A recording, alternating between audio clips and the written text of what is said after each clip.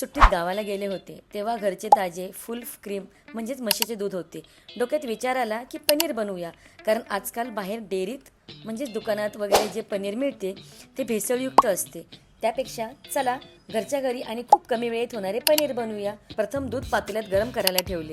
ते तापत आले की एकतर त्यात व्हिनेगर किंवा लिंबू घालायचे असते, पण घरचे लिंबू असल्यामुळे मी लिंबाचाच वापर केला आहे.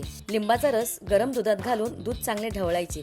जोपर्यंत दूध फाटत नाही म्हणजेच दूध आणि पाणी वेगळे होत नाही तोपर्यंत लिंबाचा रस घालायचा. एकदा का दूध फाटले की रस घालणे बंद करायचे. थोडे थंड झाले की चाळणीत ते पनीर ओतून 2 ते 3 वेळा पाण्याने चांगले धुवून घ्यायचे. त्यामुळे लिंबाचा आंबटपणा निघून जातो. त्यातील पाणी चांगले घट्ट पिळून काढून टाकणे. झाले तयार पनीर. तर या पनीरची आपण पनीर भुर्जी कशी करायची हे पुढच्या रेसिपीत बघूया. तर चॅनलला लाईक आणि सबस्क्राईब करायला विसरू नका. भेटूया पुढच्या रेसिपीत.